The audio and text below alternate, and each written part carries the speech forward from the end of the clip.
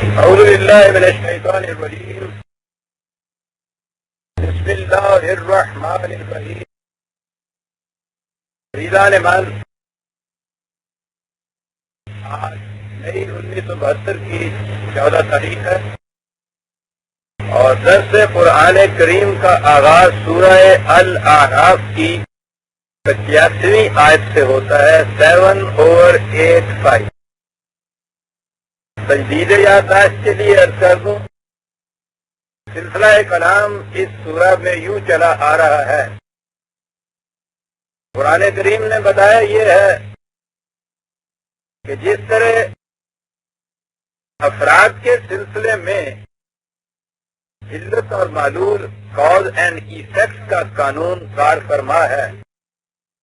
جو شخص آگ میں انگلی ڈالے گا اس کی انگلی جل جائے گی اور اس سے درد ہوگا. وہ کسی زمانے میں ہو، کسی دور میں ہو، کسی ملک میں ہو، کسی قوم میں ہو، کسی عمر میں ہو. یہ قانون اٹل ہے. اسی طرح سے قوموں کی زندگی میں بھی بعض اسباب ایسے ہیں جن کی بنا پر قومیں تباہی کی طرف چلی جاتی ہیں اور آخر الامر وہ برباد ہو جاتی ہیں، ہلاک ہو جاتی ہیں، ختم ہو جاتی ہیں. اور اس کے برعکس دوسری روش وہ ہے کہ اگر وہ اسے اختیار کریں تو انہیں حالی امن، اطمینان، خالی روح، عظمت، ثروت یہ حاصل ہوتا ہے. یہ بھی قانون اٹل ہے. یہ ثبوت میں وہ اقوام سابقہ کی درگزشتیں پیش کرتا ہے. تاریخ سے پوچھو اس کا نتیجہ اس طرح سے تباہی ہوا. پھر اس کے بعد قوم مخاطب سے کہتا ہے وہ 1400 سال پہلے کی عرب کے صحراؤں کی قوم ہو یا آج ہمارے دور کی قومیں، وہ کہتا ہے کہ جو قوم بھی یہ روش اختیار کرے گی وہ اسی طرح تباہ ہو جائے گی جس طرح سے کہ وہ قوم تباہ ہوئی تھی جس نے اس قسم کی روش اختیار کی تھی. وہ اس داستان کی جو ایک سلسلہ دراز ہے اس کی پہلی کڑی حضرت نوح علیہ السلام کی قوم سے ابتدا اس کی کرتا ہے. کہا کہ اس قوم میں بنیادی جرم یہ تھا کہ معاشرے میں عزت کا معیار دولت قرار پا گئی تھی. جوہر ذاتی، کیریکٹر، سیرت کی بلندی، صلاحیت یہ نہیں تھا معیار. پیشے یا دولت جو تھا یہ معیار قرار پا گیا تھا. تو یہ انبیاء علیہ السلام بڑے انقلابی انسان ہوتے تھے. خدا کی طرف سے جو پیغام لاتے تھے وہ پستیاں سکھانے کے لیے نہیں آتے تھے، وہ محکومیتیں سکھانے کے لیے نہیں آتے تھے، وہ عظیم انقلاب برپا کرنے کے لیے آتے تھے. حضرت نوح علیہ السلام کی تعلیم یہ تھی کہ یہ غلط روش ہے تمہاری. اگر تم اس پر اسی روش کے اوپر بضد رہے تو تمہاری تباہی ہو جائے گی. قرآن کہتا گیا تھا ہو کے رہا. اگلی داستان قوم سمود کی قرآن نے بیان کی جس میں یہ کہا کہ اگر رزق کے وسائل پر، جسے آپ ارض یا زمین کہتے ہیں، اس کے اوپر لوگوں کی ذاتی ملکیت ہو جائے اور اس پہ وہ لکیریں کھینچ کر بیٹھ جائیں کہ یہ امیر آدمیوں کے رقبے ہیں، ہزار لاکھوں کی تعداد میں ایکڑ زمینیں ان کی ذاتی ملکیت ہے اور یہ محروم ہے ان سے، تو اس نے کہا کہ یہ اگر معاشرہ، یہ نظام معیشت کسی قوم کے اندر رائج ہوا تو وہ قوم بھی تباہ ہو جائے گی. رزق کے سرچشموں پر کسی کی ذاتی ملکیت نہیں ہو سکتی. یہ تمام نوع انسان کے لیے بلکہ تمام مخلوق کے لیے زندگی بسر کرنے کے ذرائع ہیں اور یہی ان کا مصرف رہنا چاہیے. یہ ملکیت کی شے نہیں ہو سکتی. پھر قوم لوط کا قصہ آیا جس میں اس نے کہا کہ جو قوم بھی اپنی جنسی تعلقات پر پابندیاں عائد نہیں کرتی، ان کو بے محابہ کھلے چھوڑ دیتی ہے، حتیٰ کہ اس میں بدنہادی اور پرورشن پیدا ہو جاتی ہے، تو اس نے کہا کہ یہ قوم بھی کبھی تباہی سے بچ نہیں سکتی. اور اس کے بعد اب ہمارے سامنے قوم مدین آتی ہے جن کی طرف حضرت شعیب علیہ السلام مبعوث ہوئے تھے، اس قوم کے متعلق بتایا کہ ان کی اکنامکس، ان کی معیشت تجارت، قوم سمود کی معیشت زراعت تھی، قوم شعیب کی معیشت تجارت تھی۔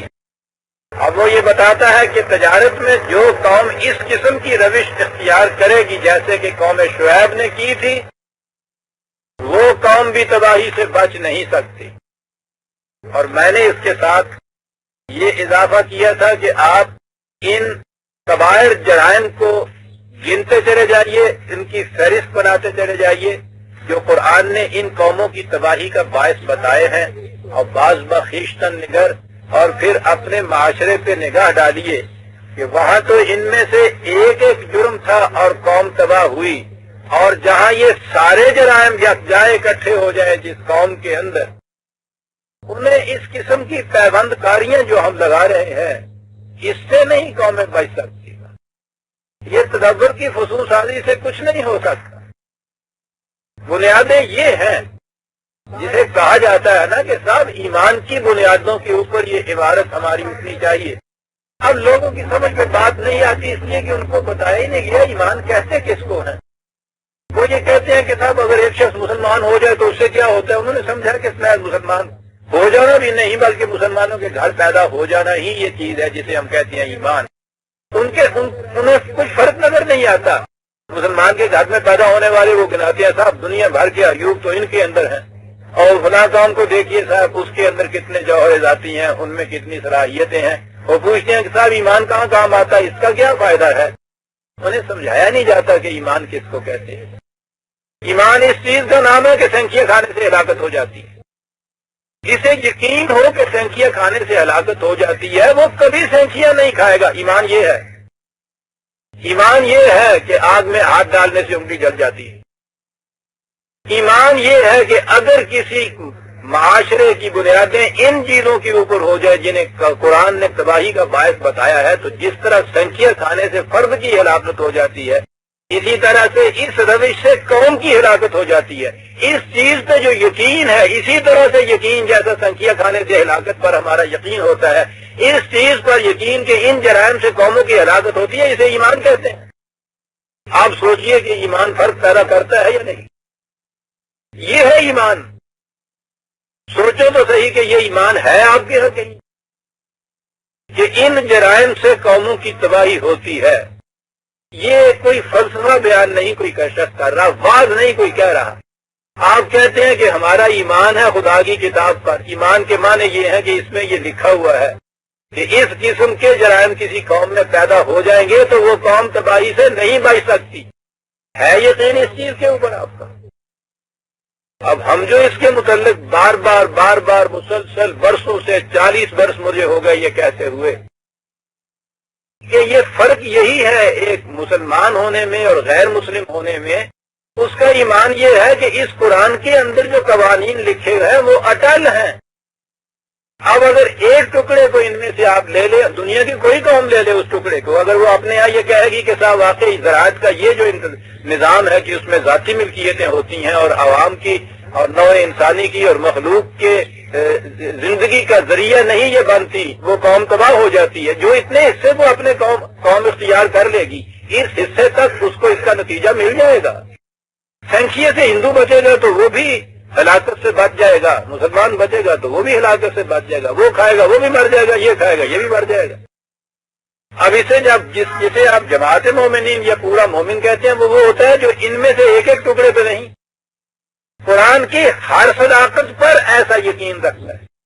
یہ جو ٹوٹیلٹی ہے نا اس کی، فادخلوا فی السلم کافۃ، اس سے نظام بنتا ہے، نظام زندگی کسی ایک قانون سے نہیں بنتا۔ یہ جتنے قوانین ہیں ان سب کو اکٹھا کریں گے تو پھر نظام زندگی بنے گا۔ یہ ٹھیک ہے کہ صاف مصفہ پاکیزہ ہوا جو ہے ممد حیات ہے، یہ ایک قانون ہے۔ اب صاف پاکیزہ ہوا کے تو آپ قائل ہو جائیں، پانی جراثیم آلود جو ہے وہ پیتے چلے جائیں، یہ دوسرا قانون تھا، اس کا نقصان اٹھائیں گے آپ؟ غذا ایسی کھاتے چلے جائیں جو مضر صحت ہو، مصفا پانی اور صاف پاکیزہ ہوا کسی حد تک تو اپنا نتیجہ پیدا کرے گی، لیکن وہ جو مضرت اس سے پیدا ہو رہی ہے اس سے آپ نہیں بچ سکتے۔ جتنی چیزیں بھی اصول صحت کے لیے کہی جاتی ہیں ان تمام کو ٹوٹیلٹی کے طور پہ اوپر اختیار کریں گے، صحت اچھی ہوگی، عمر بڑھ جائے گی۔ اتنا اس کا اختیار کریں گے تو اس حد تک تو وہ فائدہ دے جائے گا، پورا نظام نہیں آپ کا صحیح رہے گا۔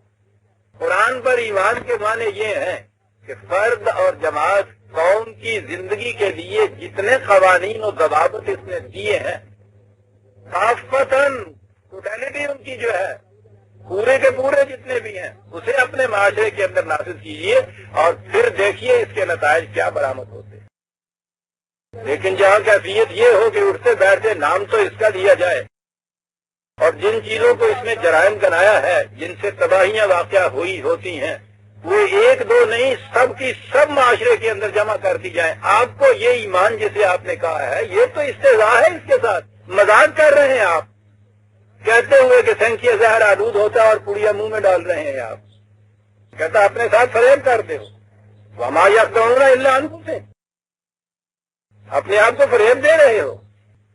ٹھیک ہے، یہ کہتے ہوئے اگر یہ تم سنکھیا پھانکو کہ یہ ہلاکت آفرین ہے، معلوم ہوگا کہ تم اپنی ہلاکت چاہتے ہو، خود تم نے خودکشی کی، لیکن یہ فریب دے لینا کہ نہیں صاحب یہ مبد حیات ہے اور اس کو پھانک لینا اور اس کے بعد ہلاکت، فریب نفس ہے، نتیجہ تو وہی بھگتیں گے آپ۔ اسے ایمان نہیں کہتے، ایمان اسے کہتے۔ تیسرا حصہ ہمارے سامنے آ گیا، یہ ان کی معیشت کا مدار تجارت پہ تھا۔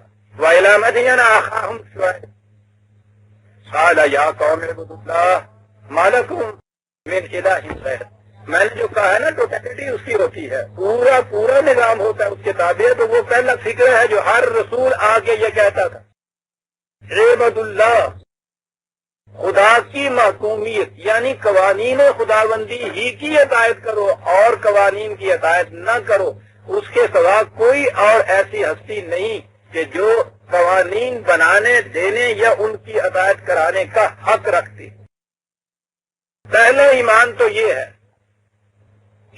پوری ٹوٹیلٹی ایمان کی، زندگی کے ہر شعبے میں ان قوانین کی اطاعت، ورنہ یہ چیزیں جو ہے کہ پرستش تو تم خدا کی کرو، پوجا خدا کی کرو جو بے معنی چیز ہے، معقومیت تم انگریز کی اختیار کرو، یہ عبادت ہی نہیں، یہ عبد اللہ کے بالکل خلاف ہے، یہ کفر ہے، شرک ہے۔ یہ جو چیز ہے عبد اللہ، یہ ہے بنیاد اس کی جو قرآن کہتا ہے، یہاں سے ٹوٹیلٹی شروع ہوتی ہے، یہ ایمان کی بنیاد ہے، اس میں یہ محکومیت ہے، عبدو جو ہے یہ عبادت نہیں ہے، یہ پرستش نہیں ہے، یہ پوجا نہیں ہے، معقومیت ہے، ہدایت ہے، زندگی کا ایک نظام ہے، مملکت کا دستور ہے، یہ آئین ہے، یہ کانسٹیٹیوشن ہے۔ اس لیے ہر نبی پہلے آ کے یہ کہتا تھا کہ زندگی کے ہر گوشے میں اس کے قوانین کی اطاعت ضروری ہے، اور پھر ان کا وہ جرم جو تھا بنیادی جو اس وقت عام ہو رہا تھا وہ اسے ابھار کر سامنے لاتا ہے اور کہتا یہ ہے کہ چھوٹی چھوٹی لغزشیں تو قوموں کی معاف ہو جاتی ہیں، افراد کی بھی درخورے ہو جاتی ہیں، لیکن جرائم جو ہے بنیادی وہ کبھی معاف نہیں ہوتے، اس لیے وہ بنیادی جرائم کو ابھار کے سامنے لاتا تھا۔ اس نے آگے یہ کہا کہ قد جاءتکم بینۃ من ربکم، لیجیے تمہارے خدا کی طرف سے بڑی واضح تعلیم آ گئی، میں تمہیں پیش کرتا ہوں تمہارے سامنے، بین ابری ہوئی، نکھری ہوئی، واضح، بالکل کلیئر، جس میں کوئی ابہام نہیں، کوئی التباس نہیں، کسی قسم کی پیچیدگی نہیں۔ دو ٹوک بات ہے، یہ نہیں ہے کہ وہ برسوں تک فیصلہ ہی نہ کر سکیں کہ اس تاریخ کے معنی کیا، واضح قانون تمہارے سامنے آ گیا۔ اب ان کا وہ جرم نہیں گناتا، اس جرم کے متعلق جو اصلاح چاہتا ہے اسے بیان کرتا ہے، جرم بیچ میں آ گیا۔ فَأَوْفُوا الْكَيْلَ وَالْمِيزَانَ وَلَا تَبْخَسُوا النَّاسَ أَشْيَاءَهُمْ وَلَا تُفْسِدُوا فِي الْأَرْضِ بَعْدَ إِصْلَاحِهَا۔ کرو کیا؟ عام الفاظ میں تو یہ ہوا کہ ماپ اور تول کے پیمانے صحیح رکھو۔ بات یہ صرف ترازو اور باٹ تک کی نہیں ہے، یہ معاشی نظام پورا وہ دیتا ہے، اور وہ نظام یہ ہے کہ ہر شخص کو اس کی محنت کا معاوضہ ملے، ہر شخص سے جو کچھ تم لو اس کے بدلے میں وہ دو جو اس کی صحیح اس کا معاوضہ اور مبادلہ بنتا ہے. ماپ تول بھی اس کے اندر آئے گا اور بہت بڑا اکنامک کا آپ کے پورا سٹرکچر اس کے اندر آ جائے گا. یہ ولا تبخسوا الناس اشیاءہم، یہ بخس جو ہے یہ کمی کے ہی معنوں میں نہیں آتا، یہ جتنی ملاوٹیں ہوتی ہیں وہ بھی اس کے اندر آ جاتی. جو لیتے ہو کسی سے اس کے بدل میں جو اس کو ڈیو ہے وہ دو انہیں انسانوں. ماپ تول کی چیز ہے تو خواہ ترازو سے لے کے معاشیات کے اوپر تک چلے جاؤ نظام میں، یہ حاوی ہو جائے گے. یہ جو الفاظ قرآن نے یہ کہے، یہ جو کہا ہے کہ بخس نہ کرو، یہ عام طول میں ملاوٹ میں یہاں سے لے کر بلند ترین اکنامکس تک یہ چیز چلی جائے گی کہ جو کسی کا ڈیو ہے اس میں سے کچھ کمی نہیں تم کر سکتے، یہ مت کرو. یہاں تو اتنی سی چیز کہی ہے قرآن کریم نے دوسرے مقام پہ سورہ تطفیف جو ہے اس میں بڑی ہی جامعیت سے ایک بات کو کہہ گیا ہے. 83 سورت ہے 83، نام ہی اس کا سورہ تطفیف ہے. مادہ اس کیا ہے؟ توئے سے. مادے کے اعتبار سے آپ دیکھیے کہ قرآن کہاں بات پہنچاتا ہے. پہلے شروع کیا ہے ویل للمطففین، تباہی آئے گی اس قوم کی جو قوم تطفیف کے اوپر اپنا اکنامک سٹرکچر رکھے گی. متفف جو ہوگی، تطفیف کرنے والی قوم جو ہے وہ تباہ ہو جائے گی. پہلے تو یہ لفظی جہاں سے قرآن نے یہ دیا ہے، تطفیف کہتے ہیں ایک اونٹنی، ایک گھوڑی یا ایک جانور یا ایک بھینس، ایک گائے آزادانہ جس رفتار سے چل سکتی ہے اسے اس رفتار سے نہ چلنے دینا، اس کے پاؤں کو ایسا باندھ دینا کہ جتنا تم چاہو کہ وہ چلے بس اتنا تو چلے، اس سے آگے نہ چل سکے. کہتا ہے کہ کوئی ایسا نظام جو انسانوں کو اس طرح سے باندھ دے کہ ان کی صلاحیتیں اتنی ابھریں جتنی تم چاہو، وہ اسی حد تک آزاد رہیں جس حد تک تم آزادی دینا چاہو، وہ اتنا ہی اپنا ڈیو سمجھے جو تم ڈیو مقرر کرو اس کا. آپ غور کرتے ہیں عزیزان من کہ یہ زبان کیا تھی، قرآن کا انتخاب کیا ہے، کس طرح سے ہر دور میں وہ لفظ کا بنیاد جو ہے ہر دور میں کس طرح سے اپنے معنی دیتا چلا جاتا ہے. یہ کیا چیز تھی کہ اونٹنی کو اتنا نہ چلنے تو جتنا کہ وہ پوری آزادی سے چل سکتی. ایسے پاؤں باندھو کہ تمہاری مرضی کے مطابق چلے گا. اب جتنے افراد ہیں تمہارے محتاج، اونٹنی تو پہلے باندھ کے محتاج بنا دیتے ہیں نا، باہر چرنے دیں تو پھر تو اونٹنی پاؤں نہیں بنواتی ہے اپنے. پہلے تو چارے کے لیے اس کو محتاج اپنا بتاتے ہیں، پھر اس کے بعد اس کے پاؤں باندھتے ہیں، اور آہستہ آہستہ پھر وہ پاؤں باندھ کے تو وہ عادی اتنا ہو جاتے ہیں. یہ ایک دو جنریشن کے بعد وہ بڑی مزیدار بات ہے. یہ جو خرکار ہوتے ہیں جن کے گدھے ہوتے ہیں، وہ گدھے ہوتے ہیں ان کے پاس سینکڑوں کی تعداد میں، دن بھر ان سے کام لیتے ہیں، شام کو آ کے اپنے حکم کے باہر ان کو کہیں باندھنا ہوتا ہے کہ کہیں بھاگ نہ جائیں، تو ان کے پاؤں میں وہ اس طرح سے رسی باندھ لیتے ہیں. اب وہ ہوتے ہیں سینکڑوں کی تعداد میں، رسیاں کم ہو جاتی ہیں کہ ہر ایک کے پاؤں میں باندھیں. ان کی کیفیت یہ ہوتی ہے کہ وہ ایک آدھ کے پاؤں میں رسی باندھی، دوسرے کے پاؤں میں یوں کر دیا، اور وہ گدھا سمجھتا ہے کہ بندھ گیا میں، اور وہ ساری رات کھڑا رہتا ہے. جی ہاں، تھوڑا نکاح بڑھا دیں گے. کچھ عرصے کے بعد قوموں کی کیفیت یہ ہو جاتی ہے کہ وہ سچ مچ کی رسی نہیں اسے باندھے. وہ کہتا ہے اس سے کہ یہ رسی ہے نہیں، وہ کہتا یوں کر دو، اور یوں کر دینا ہی بچ جاتے ہیں. جی جتنی عقیدت مندیوں سے چوئسا بنتے ہیں نا وہ اسے طرح بنتے ہیں، اور رسیاں نہیں ہوں گی، ذہنی ہوتی ہیں. وہ خود گدھا اپنے اندر پیدا کر لیتا ہے اس رسی کو اور بنتا ہے اس کے ساتھ. یوں کر دو، وہ اس کو یوں کر دیتے ہیں، وہ کھڑا ہے بیچارہ.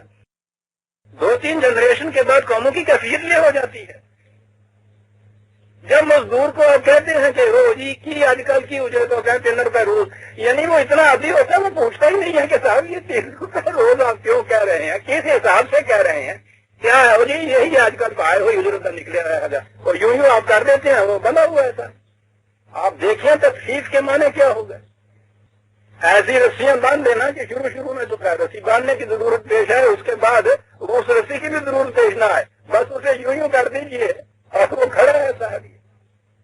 کس قدر انسانیت کو کچل کے رکھ دیا جاتا ہے تطفیف کے ذریعے۔ آپ سوچتے ہیں یہ سورہ تطفیف کے لفظ کے معنی کیا ہو گئے؟ ویل للمطففین۔ یہ سارے مطففین سمجھتے ہیں کہ صاحب بڑا کاروبار ہمارا پیئنگ کنسرن ہے، بڑی آمدنیاں ہوتی ہیں، تباہیاں ہوتی ہیں۔ انسانیت کو رسیاں باندھ کے جکڑ کے رکھنا اور اس سے سمجھنا فریب اپنے آپ کو یہ دے دینا کہ اس سے مرفع الحالی حاصل ہوتی ہے، عروج حاصل ہوتا ہے، ترقی حاصل ہوتی ہے، پروگرس ہو رہی ہے قوم کی، کہتا غلط۔ ویل للمطفف، تباہی ہے ان کے لیے۔ کون ہے یہ؟ الذین اذا اکتالوا علی الناس یستوفون۔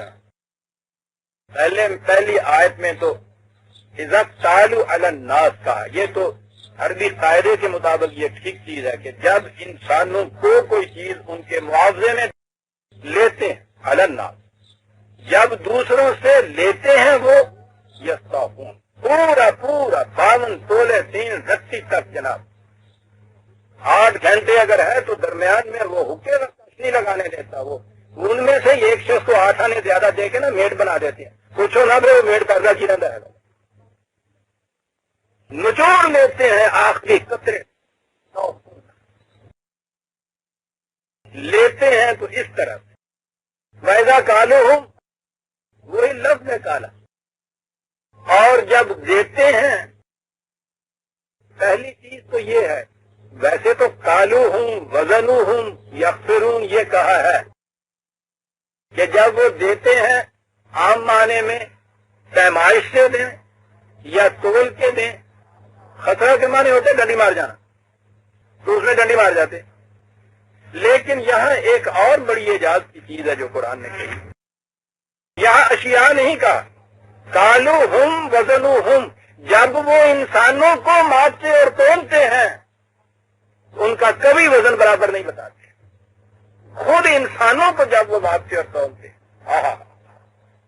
بات تو اشیاء کے ماپ تول سے ہوئی تھی، اور آگے بات یہاں تک چلی کہ خود جب وہ انسان کو ماپتے اور تولتے ہیں تو وہاں بھی وہ ڈنڈی مار جاتے ہیں، کبھی ان کا وزن برابر نہیں دیتے۔ یہ چیز کہ اس مزدور کی مزدوری 4 روپے روز ہے یا 3 روپے روز ہے، کس پیمانے سے ماپا تم نے، کس ترازو میں تولا ہے تم نے اس کو؟ خود ہی گھر سے پیمانے بنا کے لے آئے، خود ہی میزانے گھر کے لے آئے۔ جب انہیں تولتے ہیں یا انہیں ماپتے ہیں تو کبھی پھر وہ پیمائش صحیح نہیں ہوتی۔ کلرک کی تنخواہ 100 روپیہ ہوگی صاحب، اور اس کے بعد ایک ایڈورٹیزمنٹ ہوتا ہے تو ایک اسامی کے لیے 10,000 جاتا ہے۔ یہ 100 کیا ہے؟ 100 یہ ہے کہ اتنا بھوکا مارا ہے اس 10,000 کو کہ جو بھی آفر کر دیں گے وہ غریب آئے گا اس کو ایکسپٹ کرنے کے لیے۔ یہ ہے تطفیف، اس طرح سے کہ آپ نے ان کے جکڑ دیا، پہلے رسیاں باندھ کے ان کی آزادیاں۔ اتنی تعلیم جو آپ کو دی ہے وہ ساری تعلیم رسیاں باندھنے کی تعلیم ہے، تطفیف کی تعلیم ہے، وہ بیکار کر کے رکھ دیتے ہیں صاحب، جوک نکالتے چلے جاتے ہیں، لاکھوں کی تعداد میں نکالتے چلے جاتے ہیں، بیکار بیچارے، ایک دن کی روٹی کمانے کے قابل نہیں۔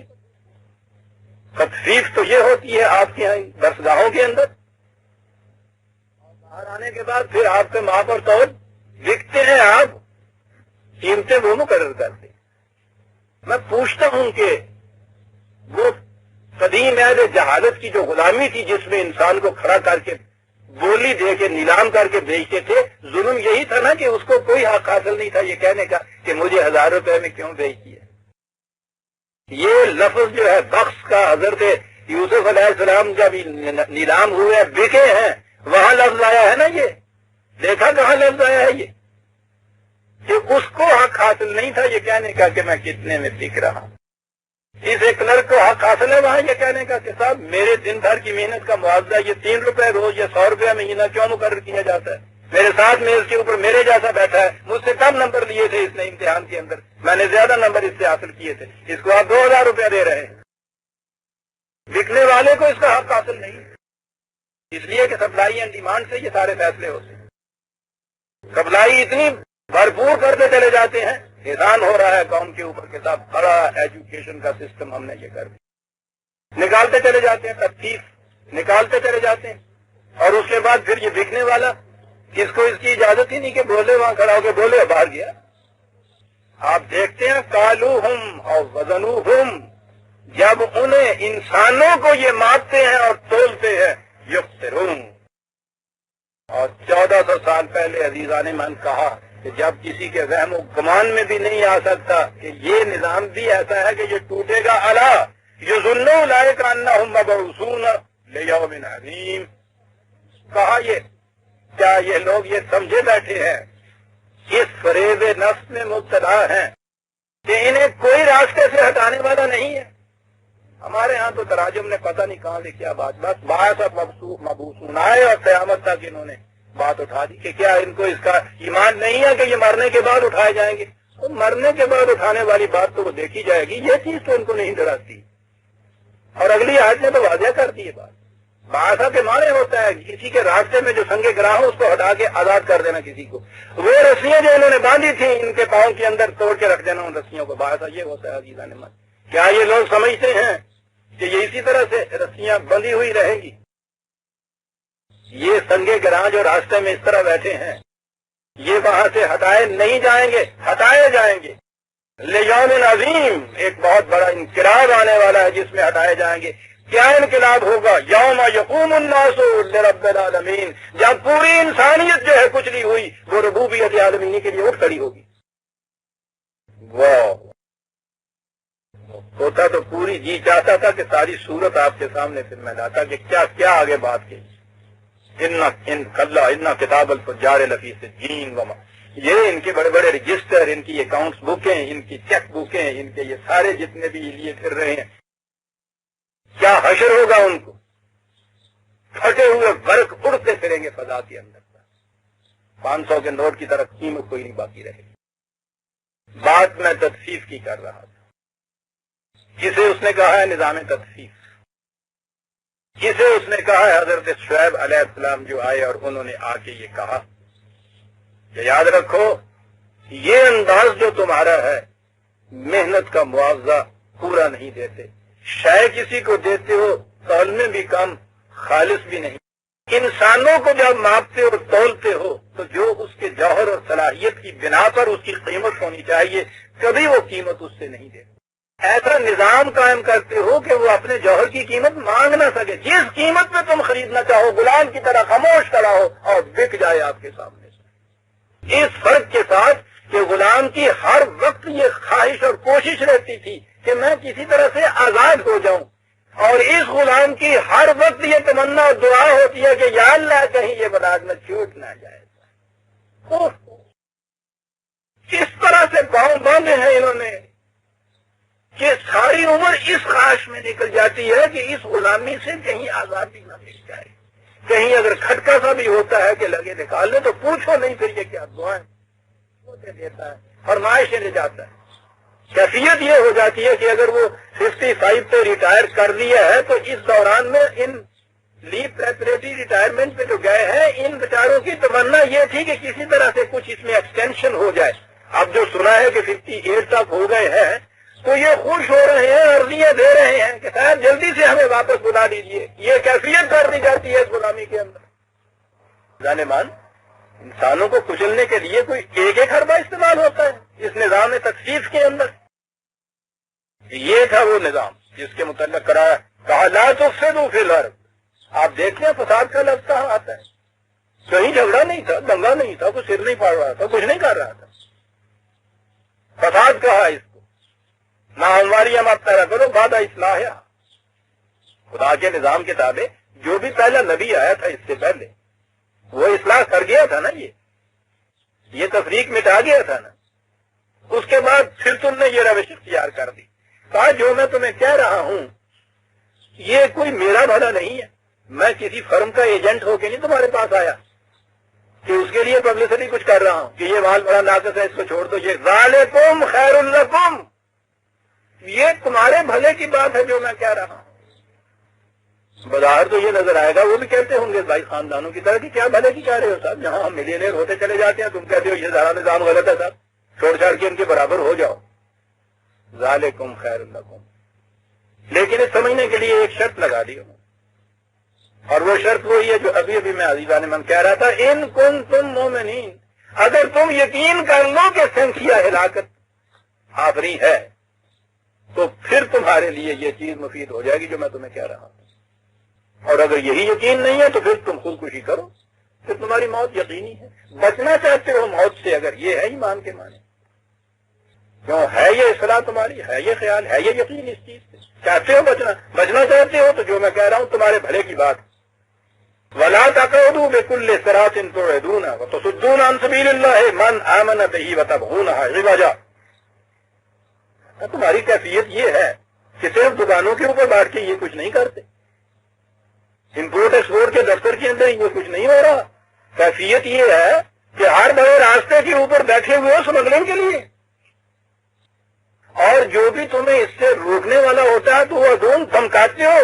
ایسے انتظامات تم نے کر رکھے ہیں، ڈراتے ہو انہیں، دھمکاتے ہو انہیں، اور پھر تو قتل بھی کروا دیتے ہو. یہ بھی تو عام ہو جاتا ہے ہر شاہراہ کے اوپر بیٹھے ہوئے.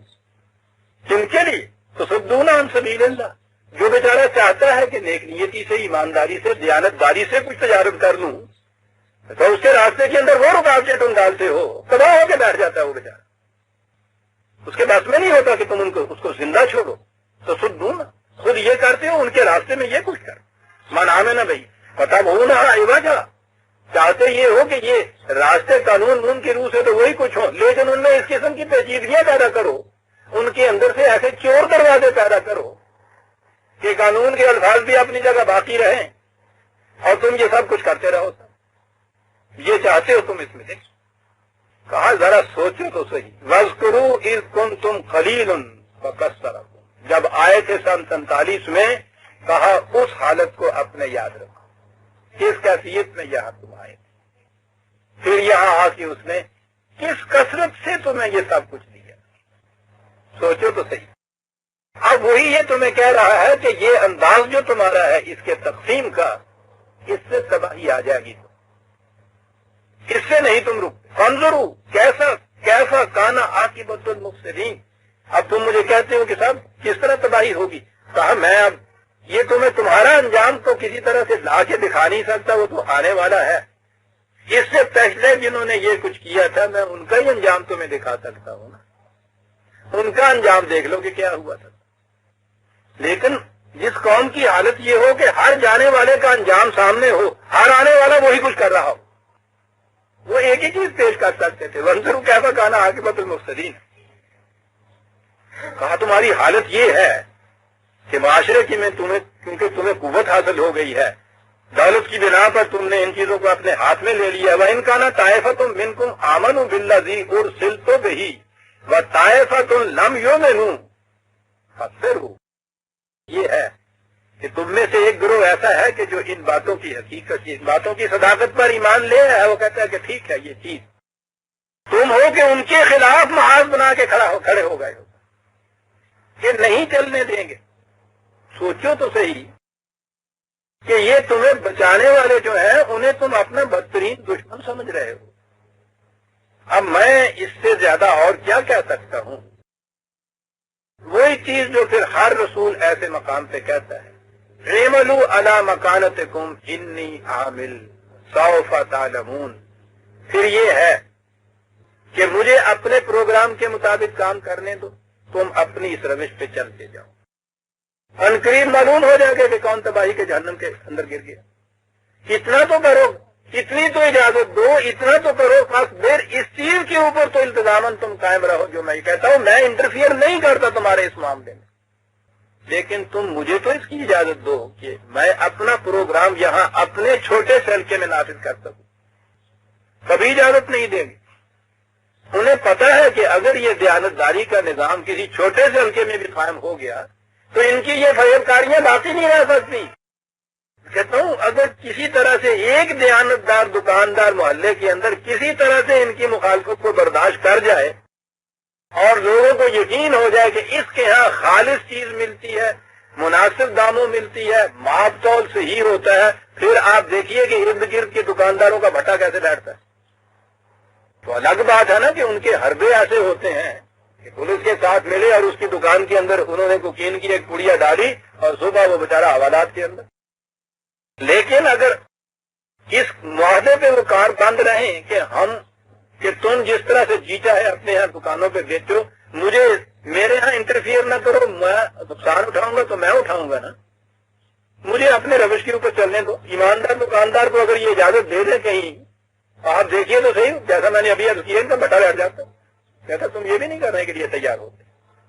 تو کہا کہ بہرحال اتنا ہی کرو کہ تم انٹرفیئر نہ کرو، مداخلت نہ کرو، حتیٰ یحکم اللہ ہو بیننا، تاکہ خدا کا قانون تم میں اور ہم میں فیصلہ کر دے کہ کون سا نظام صحیح تھا، کون سا نظام بہتر تھا۔ وَهُوَ خیر الحاکمین، بہترین فیصلہ تو اس کے قانون ہی کر سکتے، میری اور تمہاری آرزویں تو نہیں کر سکتے۔ لا بِأَمَانِيِّكُمْ وَلَا بِأَمَانِيِّ أَهْلِ الْكِتَابِ، نہ تمہاری آرزوؤں کے مطابق نہ تمہارے مخالفین کی آرزوؤں کے مطابق، قانون کے فیصلے آرزوؤں کے تابع ہوتے ہی نہیں ہے صاحب، وہ بہترین فیصلہ کرنے والا ہے۔ دلائل آپ نے سن لیے، کوئی جواب ہے اس کا صاحب ان کے پاس؟ جواب سن لیجئے صاحب، بات کوئی کم از کم 5000 سال پہلے کی تو ہو رہی ہے، 4-5 ہزار سال پہلے کی، جواب سنیے تو نظر آ رہا ہے نا کہ آج صبح کے اخبار میں یہ نکلا ہوا تھا۔ وَقَالَ الْمَلَأُ الَّذِينَ اسْتَكْبَرُوا مِنْ قَوْمِهِ، اس قوم کے وہ کہ جن کے بینک بھرے ہوئے تھے دولتوں سے، اور اس کی بنا پر انہوں نے یہ اپنے ہاں کی یہ عزت اور قوت حاصل کر رکھی تھی۔ یہ ہے استکبر، میں نے کہا تھا پچھلی دفعہ بھی، عجیب الفاظ ہیں یہ۔ اس کی بنا پر یہ انہوں نے جو قوت حاصل کی تھی، خود کوئی قوت حاصل نہیں تھی۔ یہ جو تھے معاشرے کے اندر صاحب اقتدار، کیونکہ وہ صاحب ثروت تھے، جواب ان کا کیا تھا؟ لَنُخْرِجَنَّكَ يَا شُعَيْبُ وَالَّذِينَ آمَنُوا مَعَكَ مِنْ قَرْيَتِنَا أَوْ لَتَعُودُنَّ فِي مِلَّتِنَا، یا تو یہ روش چھوڑ کے وہی روش اختیار کرو جو ہم کہتے ہیں، اور اگر ایسا نہیں ہے تو گاؤں سے باہر نکال دیں گے، یاد رکھو، بستی سے باہر نکال دیں گے۔ تم ہوتے کون ہو یہاں ایمان اور دیانت والی کی تلقین کرنے والے، ہماری روش کے خلاف ایک نظام قائم کرنے والے، ایمانداری کی دکان کھولنے والے، ہم اجازت دیتے ہیں تمہیں؟ یا تو وہی روش اختیار کرو جو ہم کیے بیٹھے، ویسے ہی کرو، وہی 420، اسی قسم کی تطفیف، ہمارے ساتھ ملو، پھر ہم ہر طرح سے تمہاری مدد کریں گے۔ اور اگر یہ نہیں کرو گے، لَنُخْرِجَنَّكَ، اپنی بستی سے باہر نکال دیں۔ یہ باہر نکالنے کے طریقے تو پھر کئی ہیں۔ آج کل سچ مچ باہر نہیں نکالا جاتا، اندر ایسے گھیر دیا جاتا ہے کہ وہ باہر ہی ہو جاتا ہے۔ تمہیں اس کی اجازت نہیں کر دی جائے گی کہ تم اپنے طور پہ یہ کچھ کرتے رہو۔ اجازت نہ دینے کا اس زمانے کا کروڑ طریقہ یہ ہوگا کہ انہیں بستی سے باہر نکال دیتے تھے، پھر بھی اچھا تھا باہر نکالتے تھے، کہیں جا کے تو وہ بیچارہ سانس لے سکتا تھا آزادی کی فضا میں۔ یہاں کی تو یہ کیفیت ہے کہ کرتے وہی ہیں، عملاً جو نتیجہ وہی ہو کہ وہ یہ کچھ کر نہ سکے، اور وہ یہ کہ یہاں بھی نہ کر سکے، کہیں اور جا کے بھی نہ کر سکے۔ جو قرآن نے کہا ہوا وَمَا هُمْ بِخَارِجِينَ مِنَ النَّارِ، یہ جہنم جس میں سے تم 1000 بار نکلنا چاہو نکل نہ سکو، وہاں سے پاسپورٹ ہی ضبط ہو جاتا ہے، باہر بھی نہیں جا سکتے۔ کہا یا تو ہمارے جیسی روش اختیار کرو، ورنہ اس زمانے کی اصطلاح کے مطابق، ورنہ ہم تمہیں یہاں سے نکال باہر کریں گے۔ شعیب تمہیں بھی والذین آمنوا معک من قریتنا أو لتعودن فی ملتنا، یعنی آپ دیکھیے نا رہنے کی شرط کیا ہے، یہاں رہنا ہے ہمارے جیسے ہو کے رہو۔ آپ دیکھتے ہیں قدم قدم پہ یہ چیز ہو رہی ہے۔ آپ کے ہاں بھی یہ جو اس نظام والے یہ بڑے بڑے تاجر سوداگر، یہ بزنس مین، یہ کامرس والے، یہ انڈسٹریلسٹ وغیرہ ہے، ان کی ایک برادری اپنی ہوتی ہے۔ یہ جو ہے نا کہ ہم میں سے ہو کے رہو، وہ یہ چیز ہے، پھر ٹھیک ہے۔ اور اس سے الگ اگر سوچتے ہو کرتے ہو تو پھر اس کی اجازت نہیں ہم دے سکتے۔ جواب صرف اتنا ہے، کیا بات ہے۔ قال اولو كنا كارهين، کہا کہ پہلی چیز تو یہ تم کہتے ہو نا کہ صاحب یہ بزنس ہے، تجارت ہے، یہ آزادی ہے، تو کہا کہ یہ ہماری آزادی تم سلب کرتے ہو کہ جو چیز ہم نہیں آزادانہ کرنا چاہتے مجبور کرا کے وہ کرا رہے ہو ہم سے. کارہین وہی لفظ ہے کرا، لا اکراہ فی الدین جسے کہا ہے. مجبوراً تو یہ چیز نہیں کرائی جا سکتی. ہمیں مجبور کرتے ہو کہ ہم تمہاری روش اختیار کریں. اور اس زمانے کا جبر تو میں نے کہا نا، یہ جبر یا باہر نکال دیتے تھے یا پکڑ کے وہ وہیں سلیب پہ ٹانگ دیتے تھے. اس دور کے جبر کو پوچھو نہیں کہ ان کی نوعیتیں کیا ہیں. اس قسم کے وہ زنجیریں ہیں کہ وہ نظر ہی کہیں نہیں آتی. وہ زنجیریں کہیں اور اس میں تار تار جکڑا ہوا ہوتا ہے انسان. کارہین کی یہ کیفیت ہے.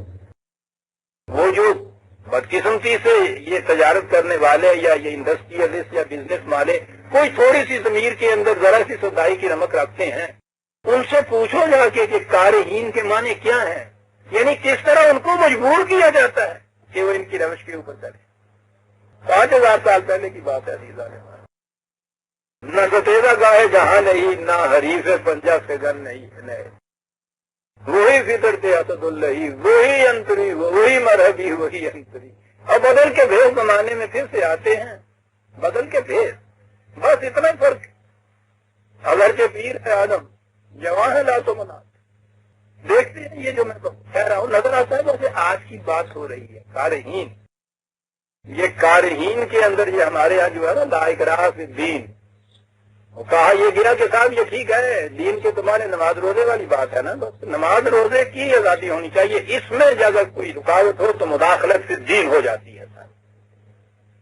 مسجد کا رخ سیدھا کرنے کے لیے اگر انہوں نے دیوار ذرا سی موڑ لی ہے ایک شور مچ جاتا ہے سارے پاس. مداخلت فی الدین ہے صاحب، وہ مداخلت فی الدین.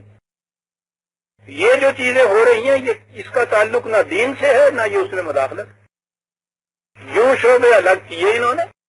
اور یہ ایسا کرنے والے جتنے بھی نظام ہیں نا بڑی احتیاط برتتے ہیں کہ ان کے ان معاملوں میں جسے یہ دین کہتے ہیں اس میں مداخلت نہ کی جائے، بلکہ ایسا کچھ کیا جائے کہ اور ان کی تائید کرتے چلے جائیں اور ان کے ساتھ ملتے چلے جائیں، ہدیے دیتے چلے جائیں، ان کے ساتھ ہوتے چلے جائیں، مسجدیں بنواتے چلے جائیں. جی سر، مست رکھو ذکر و ذکر صبح گائی میں ہی سے جسے وہ ان کا دین قرار دیتے. اور ایک یہ تھا وہ دین جس میں یہ کہا ہے کہ جبر ہے اس معاملے کے اندر. یہ جو میں نے ابھی بات کی ہے نا کہ یہ جو فرق وہ کر دیتے ہیں، دین کو مذہب جب بنایا اور وہاں صرف بات آئی پرستش کی، اور پرستش کے معاملے میں یہ بالکل مداخلت نہیں کرتے. پھر اس کروں کہ سیدھا سے من بات 5000 سال پہلے کی ہو رہی ہے. آگے ذرا چلیے سورہ ہود میں آئیے، وہاں یہ کچھ قصہ آیا ہے 11/87. ساری چیزیں پیچھے سے قرآن یہی کچھ کہتا چلا آ رہا ہے. آگے ایک بڑی عجیب چیز لایا ہے. وہ جو میں نے قرآن کا انداز بتایا ہے نا، سجسٹیونیس اس کے اندر ہوتی ہے، ایمائیت ہوتی ہے، بڑی خوبصورت ہوتی ہے. وہ پوری تفصیل کہانی کی آپ نہیں بیان کرتا، آپ کی فکر پہ بھی چھوڑتا ہے کہ درمیان کی کڑیاں آپ خود اس میں رکھ لیں. بات یہ نظر آئی کہ حضرت شعیب جب یہ پیغام لے کے اٹھے تو وہ بہرحال خدا کے نام سے، جسے آپ کہتے ہیں مذہب کے نام پہ، کسی حیثیت سے بھی اٹھے ہوں گے. انہوں نے بھی یہ کہا ہوگا کہ ٹھیک ہے کوئی مذہب پرست انسان ہے، بزرگ اللہ والے، وہ تو بڑے معصوم ہوتے ہیں نا، اس لیے کہ وہ ان معاملوں میں تو دخل نہیں دیتے.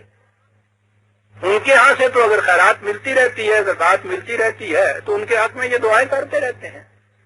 ان سے یہ لوگ کوئی تعرض نہیں کرتے. وہ آزادی کی یہ ضمانت دیتے ہیں ہندو. وہ کہتا ہے لکھا لو مجھ سے کہ میں تمہارے نماز، روزے، حج، زکوٰۃ ان میں کبھی مداخلت نہیں کروں. مسلمانوں کو پرسنل لاز کی پوری آزادی ہوگی. تو یہ لوگ، یہ کل کی بات ہے، ان کا اتنا ضخیم لٹریچر موجود ہے. طلوع اسلام کی جنگ ان کے ساتھ اسی ایشو کے اوپر تھی. وہ کہتے تھے کہ جب یہ آزادی دیتا ہے تمہیں مذہب کی، تو پھر تمہیں یہاں تکلیف کیا پہنچے گی، دکھ کیا تمہیں ہوگا، کیوں الگ مملکت اپنے مانگتے. یہ تھی وہ چیز جس پہ علامہ اقبال نے یہ کہا تھا کہ ملا کو جو ہے ہند میں سجدے کی اجازت، نادان یہ کہتا ہے کہ اسلام ہے آزاد. سجدے کی اجازت اور اسلام کی آزادی میں بڑا فرق. اسلام تو ایک دین ہے، وہ تو ماں بطور کی آزادی بھی چاہتا ہے، وہ تو انسانیت کے ماں کی بھی آزادیاں چاہتا ہے، وہ ہے دین۔ وہ سمجھتے تھے کہ یہ انہوں نے جو کہہ دیا کہ صاحب نماز روزے کی آزادی ہے، اور وہ جو گن گایا کرتے تھے ہم انگریزوں کے زمانے میں صاحب وہ قصیدے پڑھا کرتے تھے، حکومت نے آزادیاں تم کو دی ہیں، ترقی کی راہیں سراسر کھلی ہیں، وہ آزادیاں کیا تھی؟ وہ آزادیاں یہ ہوتی تھی، دیکھیے اس زمانے کے یہ یاد کرائے ہوئے کہ بجتا ہے فقط چرچ میں اتوار کو گھنٹہ، دیکھیے جن کی حکومت ہے ان کے یہاں تو 8ویں دن گھنٹہ بجتا ہے، اور شنکھ اور آزاد گونجتے ہیں روز برابر، اس سے بڑی آزادی اور کیا ہو سکتی؟ اور یہاں پھر بڑے بڑے اکابر پیدا کیے انگریز نے، جو یہی مست رکھتا تھا ان کو دن رات اس میں کہ اس سے بڑی آزادی تمہیں کہاں نصیب ہو سکتی ہے، لہذا ان کے وفادار رہو، ان کی معصومیت اختیار کرو، تمہیں کامل آزادی دی ہوئی ہے، سجدے کی اجازت۔ بات یہ انگریز کی نہیں تھی، بات یہ کل کی نہیں تھی، بات 5000 سال پیشتر کی، بات ہر دور کی تھی۔ حضرت شعیب نے گاؤں میں آواز بلند کی، انہوں نے شروع میں مخالفت کرنی چاہی تھی تو انہوں نے مل کے کہا کہ کائے کی مخالفت کرتے ہو، اللہ والا ایک درویش آدمی ہے کہ کہتا کیا، یہ کہتا یہی ہے کہ میں نماز پڑھا کروں گا، تمہارا بگڑتا کیا ہے؟ چنانچہ انہوں نے اسے کہہ دیا کہ ٹھیک ہے شعیب، ہم تعرض نہیں کریں گے تمہاری نماز، صلاۃ، لفظ صلاۃ۔ اب صلاۃ کی جو آزادی حاصل ہوئی ہے، سنیے کیا کہتا ہے قرآن۔ درمیان میں نے کہا نا کہ وہ کڑیاں چھوڑ گیا کہ انہوں نے پھر اس کے بعد یہ کیا کچھ شروع کیا تھا کہنا، کہتے ہیں یا شعیب اصلاتوں کا تامروں کا ان نترو کو ما یعبدو آباؤنا، شعیب ہم تو کہتے تھے بھائی نماز پڑھ لیا کرو، ہم اپنے طور پہ کوئی گھنٹہ بجا لیتے ہیں، کوئی شنکھ بجا لیتا ہے، کوئی بھکتی کر لیتا ہے، کوئی پوجا کر لیتا ہے، تم اپنے طور پہ نماز پڑھ لیا کرو، اس میں بگڑتا کیا ہے؟ لیکن ہم تو یہ دیکھتے ہیں کہ تم تو انگلی پکڑ کے پہنچے تک پہنچ رہے ہو۔ پہلی چیز تو یہ کہہ رہے ہو کہ صاحب ہمارے آباء و اجداد جن روش کے اوپر چلتے آ رہے ہیں وہ غلط ہے، اس کو چھوڑنا پڑے گا۔ خیر یہ بھی ایک نظری بات تھی، آگے بات کہتا اور پھر تم آگے یہاں تک چلے آؤ ان نفعل فی اموالنا ما نشاء، تم تو یہ کہتے ہو کہ ہم اپنے مال و دولت کو بھی اپنی مرضی کے مطابق خرچ نہ کریں، یہ کس قسم کی صلاحیت ہے تمہاری؟ ہاں آپ دیکھتے ہیں عزیزان من، خدا کی بتائی ہوئی اور نبی کی قائم کی ہوئی صلاۃ میں اور ہماری نماز میں فرق کیا ہے؟ اس نماز سے کون تعرض کرے گا؟ لیکن وہ صلاۃ جو یہ کہے کہ تم اپنے مال کو بھی اموالنا، دیکھا آپ نے غور کیا کہ تم اپنا مال بھی اپنی مرضی کے مطابق صرف نہیں کر سکتے، میری صلاۃ یہ کہتی ہے۔ انہوں نے کہا کہ صاحب تعجب ہے، ہم تو کچھ اور ہی سمجھے تھے اور وہ سمجھ کے ہم نے تمہیں آزادی دی تھی، تو یہ تو تمہاری صلاۃ ہی کچھ ہی اور قسم کی ہے۔ یہ ہے صلاۃ جو مذہب میں آ کے سمٹ کے باہر آ جاتی ہے کہ جہاں ہر قسم کا جابر متکبر ڈکٹیٹر جو ہے وہ بھی تعرض نہیں کرتا، بلکہ اپنے وہ لوٹے اور پہ ہی ترے جاتا ہے۔ ٹھیک ہے، مردے بھی نوایا کرو ایسے نہ لیجیے، بڑا مطمئن رہتا ہے وہ۔ اس کے بعد یہ چھٹیاں دیکھ، انگریز کی حکومت بھی جو تھی وہ اسی ٹیکنیک کے اوپر اتنا عرصہ وہ قائم رہی، مذہب کی آزادی نہیں دی تھی، تائید تھی، تقویت تھی، عطیے تھے، یہ سارا کچھ وہ کرتا تھا۔ جتنے مذہب پرست لوگ تھے، جتنے مذہب کی دعوت دینے والے لوگ تھے، وہ سب کی حمایت کرتا تھا سر۔ لیکن دین کا نام اگر دیا جاتا تھا تو یہاں اجازت والی بات آپ کہتے ہیں، اجازت دیں تو آپ ایک ذاتی واقعہ عرض کر دیں، فرق کتنا تھا۔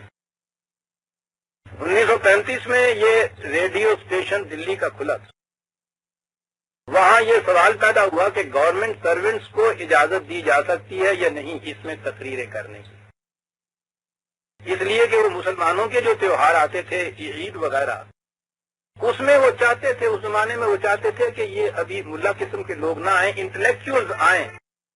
ان کے ذہن میں انٹلیکچوئل سے مراد لبرل قسم کے لوگ تھے، یہ لبرل ہوتے ہیں نا ذرا، یہ آ کے اس پہ تقریریں کیا کریں، اور اس قسم کے لوگ جو تھے مسلمانوں میں کم از کم وہ سروسز کے اندر تھے۔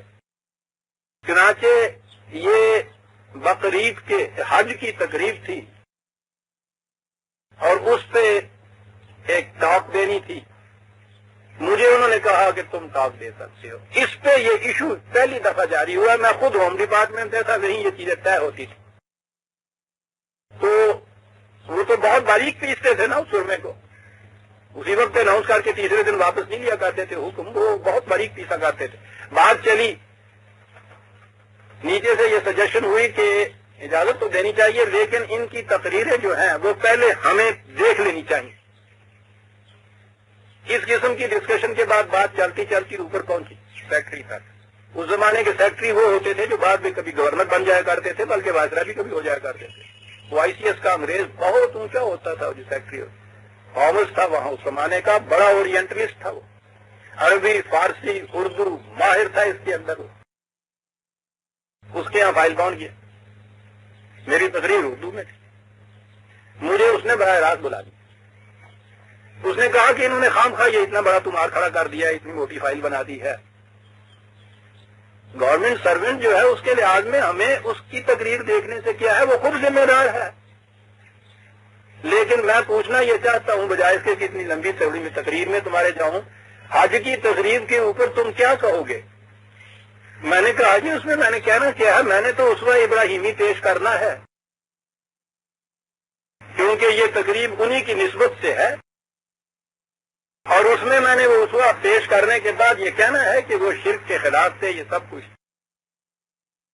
کہنے لگے پھر اس کے بعد تمہارا یہ خیال ہے نا کہ یہ بڑی انوسنٹ سی چیز ہے.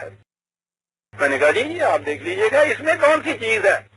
مسکرایا. کہنے لگے میں ابھی پرویز نہیں تھا اس زمانے میں. کہنے لگے مسٹر چودھری میں تمہاری تحریریں بھی دیکھتا چلا آ رہا ہوں. مجھے قرآن پہ بھی کچھ نگاہ ہے. مجھے شرک کے معنی بھی پتا ہے.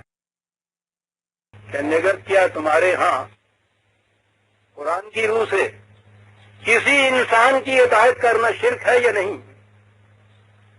یہ انگریز سیکٹری پوچھتا تھا مجھ سے. میں نے کہا جی ہاں. کہنے لگے اگر تمہیں پھر ہم اجازت دے دیں کہ جا کے تم اس پہ تقریر کرو کہ شرک مسلمان کے لیے قطعاً ناجائز اور حرام ہے تو اس کے یہ معنی ہوئے نا کہ انسانوں کی کوئی حکومت جو ہے تمہارے ہاں جائز نہیں ہو سکتی. اسوہ ابراہیمی تو یہ کہتا تھا نا جس نے اعلان کر دیا تھا انی براء منکم وما تعبدون من دون اللہ میں تم سے نفرت کرتا ہوں بغاوت بغض عداوت تمہارے خلاف حتی تؤمنوا باللہ واحد کہاں کہ تم ایک خدا کی معصومیت اختیار نہ کرو. کہنے لگے یہ ہے نا اسوہ ابراہیمی ہے نا یہی پیش کرو گے اندازہ لگائیے. میں نے کہا جی قرآن کی روح سے تو یہی ہے. کہنے لگے یہ ٹھیک ہے تم اگر اپنی تقریر میں یہ بھی لکھ دو کہ صاحب اس نے کہا تھا کہ شرک سے باز آؤ اور ان چیزوں سے تو ٹھیک ہے. یہ نیچے چھاننے والوں کو بھی پتہ نہیں چلے گا کہ کیا ہے. لیکن میں بھی جانتا ہوں اور تم بھی جانتے ہو کہ اسوہ ابراہیمی کیا ہے اور شرک کسے کہتے ہیں اور توحید کسے کہتے ہیں. کہنے لگے اگر ایمانداری سے پوچھو تو پھر اس کی اجازت تو نہیں دی جا سکتی. میں نے کہا ٹھیک. کہنے لگے لیکن اب اس کی میں رکاوٹ بھی نہیں پیش کرنا چاہتا کہ یہ ایشو بن جائے گا. ٹھیک ہے اجازت ہے. تم گورنمنٹ سروینٹ ہو تم خود دیکھ لو اس کے بعد کہ اگر کوئی چیز اس قسم کی آئے گی تو اس کے بعد تمہیں اس کا خمیازہ بھگتنا پڑے گا. میں یہ ایشو نہیں بنانا چاہتا اس کے اوپر رکاوٹ ڈال کے. اتنا ہی کہوں گا کہ پہلی دفعہ یہ تقریر ہوئی ہے قرآن کی یہ آیات بھی پڑھو شرک کو شرک کہہ کے آگے بڑھ جانا اس کی تفصیل نہ بیان کرنا. جی محارنیاں وانگوں سانو پڑھایا جاتا ہوں کہ حکومت نے آزادیاں تم کو دی ہیں. شنکھ اور اذان گونجتے ہیں روز برابر. اذان کے گونجنے میں تو کوئی تعرض نہیں تھا. تعرض اس میں تھا کہ شرک کے معنی نہ بتانا. اسوہ ابراہیمی وہاں تک ہی رکھنا کہ بیٹے کو لیا تھا چوری سے دیا تھا جنت سے مینڈا آیا تھا اس کو ذبح کر دیا تھا. اس کے ذبح کرنے کے لیے آپ پکڑے ہوئے پھر رہے ہیں. اس نے تو ایک ذبح کیا وہ بھی خرید کے نہیں ذبح کیا. قانون مصیبت پہ ہوئی یا قیامت تک دے لیے صاحب کھڑے پہ ہو جناب. وہ کہنے لگا کر دے جو اسوہ ابراہیمی یہ بنانا. میں یہ کہہ رہا ہوں کہ یہ چیزیں جو ہیں کوئی اجازت دے سکتا ہے جنہوں نے اپنی حکومت کرانی ہو. کوئی انسان جو اپنا حکم دوسرے سے منوانا چاہتا ہے وہ دین کی اجازت دے سکتا ہے. یہ تھا جو انہوں نے کہا کہ شعیب ہم سمجھتے تھے کہ نماز پڑھنے کی تم نے بات پوچھی ہم نے کہا پڑھ دیا کرو. اور تمہاری صلاحت تو ہمیں اس کی اجازت بھی نہیں دیتی کہ اپنا مال اپنی مرضی کے مطابق خرچ کرے. ارے بھائی صلاحت نماز کو مال سے تعلق کیا ہے؟ یہ تھی صاحب انبیاء کرام کی دعوت. یہ تھی ان کی صلاحت اور یہ تھے وہ چیز انکا لانت الحلیم الرشید. ہو دن جی ساری دنیا میں تمہارے سینے میں درد ہے. ہم سارے پتھر کے دل والے ہیں. ہم بڑے سنگ دل ہیں. بڑے فساد واقع ہوئے ہیں. ہاں، نو انسانی کا در تمہارے سینے کے اندر ہے، عقل و فکر تمہیں سمیٹ کے آ گئی ہے یہ چیز جو ہے، سلاد کی اجازت مانگتے ہو اور اس کے بعد کہتے یہ ہو کہ تم اپنا مال بھی اپنی مرضی کے مطابق نہیں خرچ کر سکتے، تو اس کے بعد تو یہی تھا نا کہ یا تو باز آؤ اس سارے دعوت ہے، ورنہ گاؤں سے باہر نکال دیں گے تمہیں، تو واقعی نکال دینا چاہیے تھا انہیں۔ کیا باتیں قرآن کیا جاتا ہے عزیزان مان، واقعہ 4-5 ہزار سال کا بتایا ہوا بھی 1500 سال پہلے کا، کسی کے ذہن میں یہ بات نہیں آ سکتی اس دور میں عزیزان مان، یہ کہ یہ کوئی انسان کا ذہن یہ کچھ کہہ سکتا تھا، ابدی حقیقتیں تو صرف خدا دے سکتا تھا۔ جواب سنیے، ہاں ہاں ہاں ہاں ہاں، یہ نہیں کہا کہ اس کے بعد ٹھیک ہے کچھ مصالحت کی صورت پیدا کر لیں گے، کچھ مفاہمت پیدا کر لیں گے، کچھ ہم جھکیں گے کچھ تم جھکو گے، یہ صورت ہے۔ یہ بھی یہ نہیں کہا کہ ہم آ جائیں گے، کیوں نہیں ہے ہم ایکسپٹ کر سکتے جو تم کہتے ہو، یہ ہے عزیزان من بڑا ہی نازک مقام، بڑی عجیب چیز۔ کہا میں کیوں اس پہ مجبور ہوں کہ تمہاری یہ بات میں نہ مانوں، مجھے بھی ایک مجبوری ہے، مجبوری یہ ہے کہ میں جو کچھ کہتا چلا آ رہا ہوں یہ نہیں کہہ رہا کہ میں چاہتا ہوں کہ ایسا نظام ہو، میں نے تم سے کہا ہے کہ میرے خدا کا یہ فرمان ہے کہ یہ نظام باطل ہے، اس کی جگہ یہ نظام ہونا چاہیے، میں خدا کی بات تم پر پہنچا رہا ہوں، اور اگر آج میں تمہارے ساتھ مفاہمت کر لوں تو اس کے معنی ہوں گے قد افترینا علی اللہ کذبا ان عدنا، اس کے معنی یہ ہوں گے کہ میں غلط بکواس کرتا تھا، خدا کی طرف جھوٹی باتیں منسوب کرتا تھا، یہ اس کا نتیجہ ہوگا، یہ میں ماننے کے لیے تیار نہیں۔ اللہ دین کی طرف دعوت دینے والا عزیزان من بڑا ہی مقام اس کا پل سراج کا ہوتا ہے، پاؤں ذرا سا بھی اس میں سے لغزش آئی اور سیدھا جہنم کے اندر چلا گیا، وہ اس لیے کہ یہ جو کچھ کہتا ہے اپنی طرف سے نہیں کہہ رہا ہو، کہتا یہ ہے کہ خدا نے یہ کہا ہے، یہ اٹل ہے، لا مبدل لکلمات اللہ، اس میں تبدیلی کوئی نہیں کر سکتا، اس میں مفاہمت کی کوئی شکل نہیں ہے، یہ کچھ کہتا ہے، اور اگر یہ کسی وقت جا کر مفاہمت کرتا ہے تو اس کے معنی یہ ہے کہ جو کچھ میں خدا کے متعلق کہتا تھا کہ اس نے مجھے کہا ہے اور میں وہ بات کو چاہ رہا ہوں، جھوٹ بولتا تھا میں۔ کہا اتنا بڑا جرم مرتکب ہو جاؤں میں، یعنی اگر عملاً یہ کر لوں تمہارے ساتھ میں مفاہمت تو اس کے معنی یہ ہوں گے کہ یہ ثابت ہو گیا کہ میں تو خدا کے خلاف غلط بات کرتا تھا، یہ کہ خدا یہ کہتا ہے، یہ ہے میری مجبوری۔ اپنی طرف سے کہتا تو 1000 بار مفاہمت کر لیتا، آج کرتا کل توڑ دیتا، لیکن میں تو اگر مان جاؤں تو اپنا میرا جو دعویٰ تھا کہ یہ خدا کی طرف سے ہے اس کی تقسیم ہو جائے گی استاد کی ساتھ، تم سے تو مفاہمت کر لوں گا، اس جرم یہ جو ہے اس جرم کی معافی کہاں سے مجھے ملے گی؟ افتراء علی اللہ یہ چیز ہے، یہ ہے بات عزیزان من۔ ختم نبوت کے بعد میں پھر عرض کر دوں زندگی کا کوئی اعتبار نہیں ہے، جو شخص بھی قرآن ہاتھ میں لے کے قرآن کی نسبت سے اسلام کی نسبت سے بات کرتا ہے، اگر وہ زندگی کے کسی مقام پہ بھی کھڑا ہو کے آگے مفاہمت کر لیتا ہے تو وہ یہ کہتا ہے کہ جو کچھ میں کہتا تھا میرے خدا کا غیر متبدل ہے، اس کو جھٹلا رہا ہے یہ شخص، اسی وقت جہنم کے گڑھے کے اندر چلا جائے گا، یہ کوئی نیکی اس کی کام نہیں آ سکتی۔ بڑی ذمہ داری کا مقام ہے عزیزان من، لیکن یہاں تو ہر روز شریعت جتنی بھی ہے وہ محکمہ موسمیات کی جو رات کو آ جاتی ہے ٹی وی میں، اس کے مطابق ہوا کے ساتھ بدلتی چلی جاتی ہے۔ آج خدا کا دین کچھ کہتا ہے، کل ہی خدا کا دین کچھ اور کہنے لگ جاتا ہے۔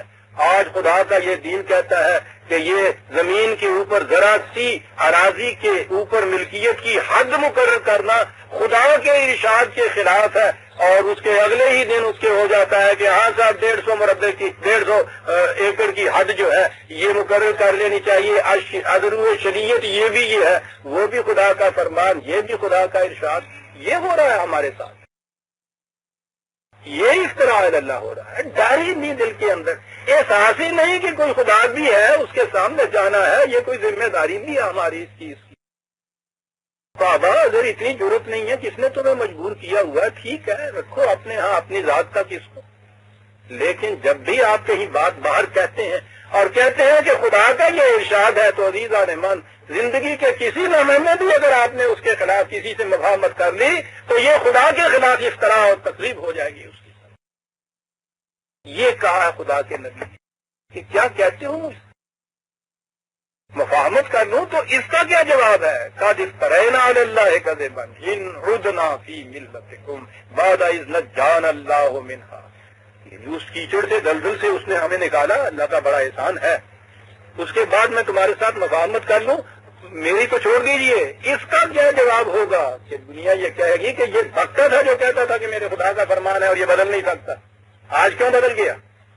یہ جو روز شریعت کو بدلتے ہیں عزیزان ایمان، ان کو پتا نہیں کہ یہ کتنا بڑا جرم کر رہے ہیں۔ یہ اپنی as a matter of policy تو جو جی میں آئے کریں، دنیا میں یہ تاثر ہو رہا ہے کہ خدا کا دین بھی ایسا ہے جو مسلطوں کے ساتھ بدلتا چلا جاتا ہے۔ قد افترینا علی اللہ کذبا ان عدنا فی ملتکم بعد اذ نجانا منہا وما یکون لنا ان نعید فیہا الا ان یشاء اللہ ربنا، قطعاً یہ نہیں ہو سکتا کہ ہم جس مسلک کو چھوڑ کر ادھر آ گئے ہیں ہم پھر ادھر واپس چلے جائیں، ہمارے بس میں ہی نہیں یہ رہا تھا، سیدھی سی بات۔ یہاں ایک لفظ آتا ہے الا ان یشاء اللہ ربنا، عام ترجمہ، ہاں موجود اس کے کہ اگر ہمارا اللہ ہی یہ چاہے۔ لو ابھی یہ کہہ رہے ہیں کہ اگر ہم بدل جائیں گے تو یہ افتراء ہوگا اللہ پہ، اللہ کے خلاف تکذیب ہوگی، اس کے خلاف غلط بات ہوگی جو منسوب کرنی ہوگی، تو اس کے بعد یہ کہہ دینا کہ ہاں صاحب ہم تو نہیں بدل سکتے لیکن اگر اللہ ہی چاہے تو پھر تو خیر ہم بدل جائیں گے۔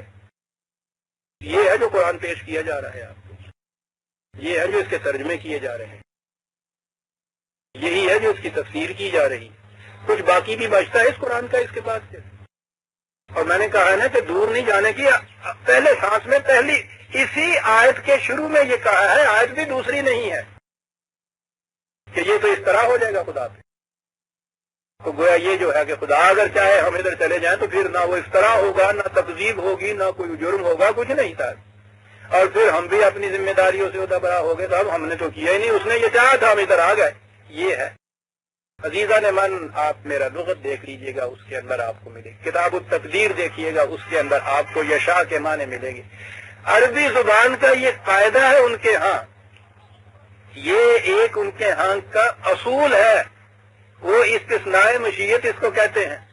جس علہ میں وہ کہتے ہیں مشیت کا لفظ آ جائے، اس کے معنی یہ ہوتے ہیں کہ اگر اللہ کی مشیت میں یہ ہوتا تو ایسا ہو ہی نہیں سکتا تھا، اور مشیت غیر متبدل ہے اس لیے ایسا ہونا ناممکن ہے، یہ معنی ہوتے ہیں اس کے، کہ یہ ناممکن ہے۔ خدا کی مشیت اگر یہ ہوتی تو وہ قانون ہی یہ نہ بناتا جو اس نے تمہارے اس میزان اور مکیال کے متعلق قانون بنائے ہیں، سوال ہی نہیں تھا یہ۔ اس کی مشیت ہی ایسی نہیں تھی کہ اس قسم کے قوانین کو جائز قرار دیتا۔ اگر اس کی مشیت ایسی ہوتی تو پھر ٹھیک تھا کہ میں اس قسم کا وعد کہتا، اس قسم کا تمہارا نظام قبول کر لیتا، لیکن یہ تو اس کی مشیت تھی ہی نہیں۔ یہ معنی اس کے ہوتے ہیں، جہاں کہنا ہونا حتمی طور پہ، یقینی طور پہ کہ ایسا نہیں ہو سکتا، وہاں وہ یہ بولتے ہیں، معنی اس کے یہ لیتے ہیں کہ اگر اس نے ایسا کرنا ہوتا تو وہ پہلے اپنا قانون ہی ایسا بناتا۔ اس نے جب ایسا قانون نہیں بنایا ہے تو اس کے یہ معنی ہے کہ وہ چاہتا ہی نہیں کہ ایسا ہو، جب وہ چاہتا ہی نہیں تو یہ ایسا ہو کیسے سکتا ہے؟ ہم ایسا کر کیسے سکتے؟ میں نے عرض کیا ہے نا کہ میں زیادہ تقدیر کے معاملے پہ اب میں زیادہ ایلیبوریٹ نہیں کیا کرتا ان چیزوں کو، کہ وہ ایک چیز آ گئی ہوئی ہے آپ کے سامنے، جو اس کی زیادہ تفصیل دیکھنا چاہے وہاں دیکھے۔ یہ میں نے بات کی ہے استثناء مشیت جس کو کہتے ہیں، اس میں موجود ہے یہ وسع ربنا کل شیء علما۔ دوسری چیز یہ ہے کہ انسان مفاہمت میں اس لیے بھی آ جاتا ہے، وہ کہتا ہے کہ دیکھو بھائی تمہیں اس وقت ان حالات کا پتہ نہیں تھا، اب حالات نئے میرے سامنے آئے ہیں، ان نئے حالات کی بنا پہ میں سمجھتا ہوں کہ واقعی مجھے تبدیلی کر دینی چاہیے اپنے مسلک میں۔ کہا کہ یہ ٹھیک ہے، انسان تو ایسا کہہ سکتا ہے۔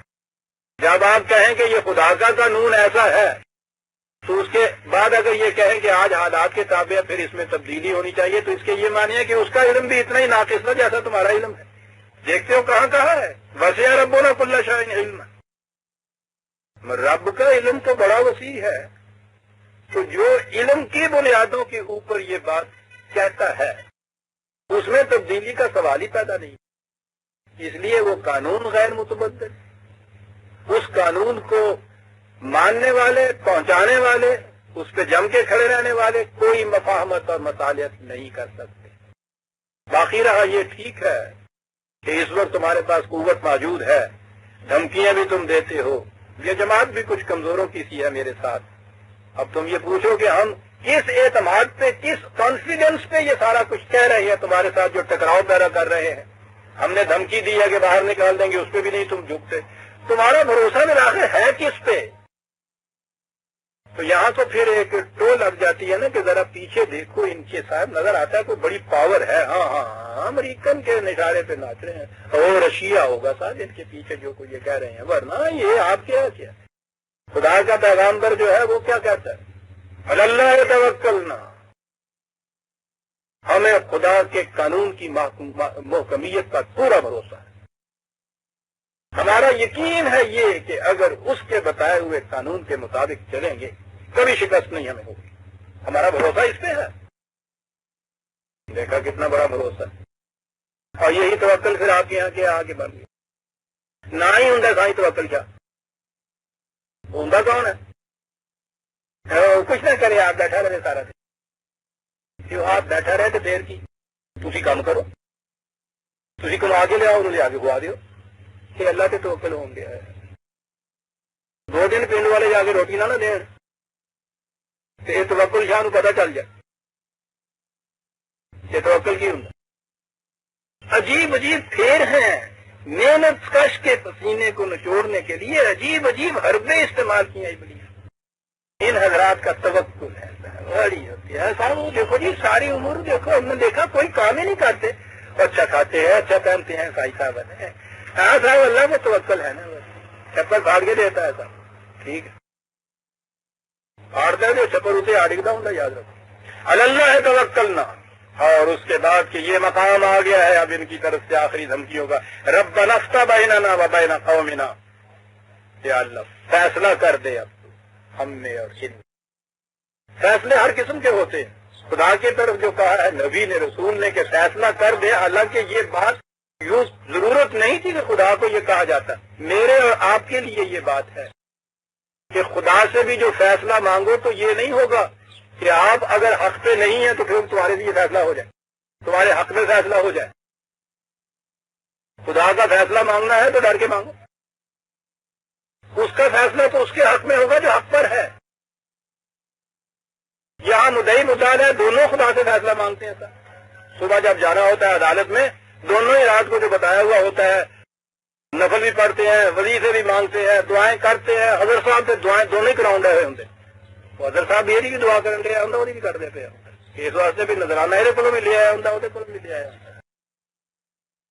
وہ سارے منڈا دے جانے نظر صاحب۔ یہاں ایک ہوتے تھے بہت بزرگ، چھوڑ دیجیے ان کا نام کیا ہے، آج سے 50 سال پہلے کی بات، یہ سرکاری حاکم مقام میں ان کی بڑی عزت ہوتی تھی، ریٹائر قسم کے لوگ تھے، ان کی کیفیت یہ تھی لوگ جاتے تھے تو ان کو وہ لکھ دیتے تھے، سفارشیں لکھ دیتے تھے۔ وہ ایک دن ٹرین میں کہیں سفر کر رہے تھے تو سامنے ایک نوجوان بیٹھا ہوا، اس نے پوچھا ہے مجھے تو کون ہے؟ انہوں نے کہا جی میں اتنے مجسٹریٹ لگ رہا ہے کہ جی اس میں گرامی ہوں کیا ہے میرا نام ہوگا، وہ کہنے لگی اچھا شاہ صاحب آپ ہیں، وہ بڑی عزت ہے، اس کے اس میں سلام کیا، بڑی عزت ہے، ایک درخواست آپ سے میں کرنا چاہتا ہوں، آپ سے میرا تعارف بھی نہیں تھا، آج پہلی دفعہ ملے، اس کی بھی کوئی بات نہیں، لیکن آپ کی کیفیت یہ ہے کہ آپ مدعی کو بھی چٹھی دے دیتے ہیں، مدعا کو بھی میرے نام چٹھی دے دیتے ہیں، ملزوں کو بھی دے دیتے ہیں، استغاثے والے کو بھی دے دیتے ہیں، فریادی کو بھی چٹھی دے دیتے ہیں، تو ہمارے لیے مشکل ہو جاتی ہے کہ وہ ہم آپ کی سفارش کس کے حق میں مانگیں۔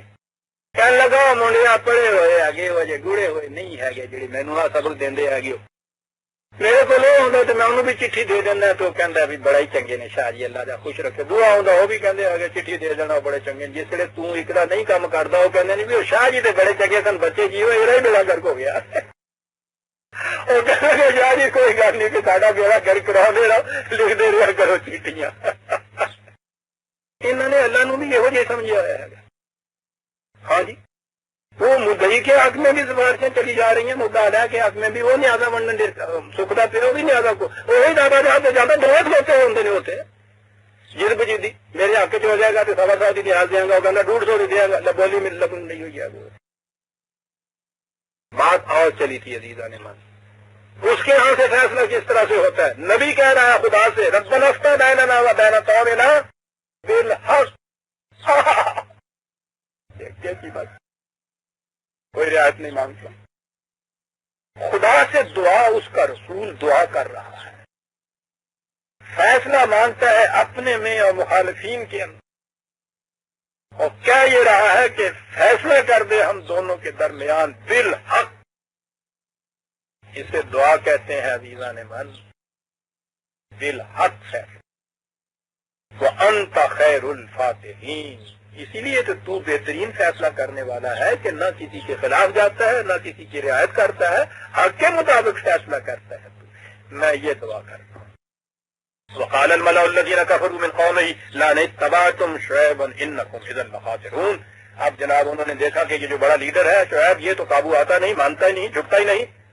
انہوں نے جا کے جو اس کے فالوور سے نا بیچارے کمزور سے غریب سے، ان سے ڈرانا شروع کیا کہ اچھا یہ کیفیت تمہاری ہے، اگر تم اس کا ساتھ دیتے چلے آئے تو یاد رکھو تمہیں پتا ہے ہم کیا کیا کرتے ہیں.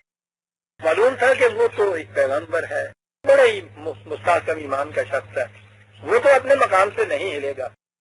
یہ جو ساتھی ہیں کمزور سے ہیں، ضعیف سے ہیں، ان کو تو ہلا لیں گے. لیکن انہیں پتا نہیں تھا کہ یہ ساتھی جو ہیں یہ ہمارے حضرت صاحب کے ساتھی نہیں ہوتے، مولوی صاحب کے ساتھی نہیں ہوتے تھا. جیسے وہ روز بدلتے ہیں ساتھی بھی روز بدلتے رہتے ہیں. وہ ایک رسول کے ساتھی ہوتے تھے. جس قسم کا مستحکم ایمان اس کا ہوتا تھا اسی کی جھلک ان کے سینوں کے اندر میں نظر آتی. اور یہ چیز تو قرآن اس واضح کر گیا خود عیسائیوں کے معاملے میں. ساری عیسائیوں کی تاریخ یہ بتاتی ہے حضرت عیسیٰ علیہ السلام کے 12 حواری تھے، 12 ساتھی تھے. ان کی تاریخ کے مطابق ایک نے تو ان کو بیچ ہی دیا 30 روپے کے عوض میں، اور باقی جو 11 تھے جب ان کی تاریخ کے مطابق جب آپ کو گرفتار کیا 11 کے 11 ہی بھاگ گئے. یہ وہ بتا رہے ہیں ساتھ.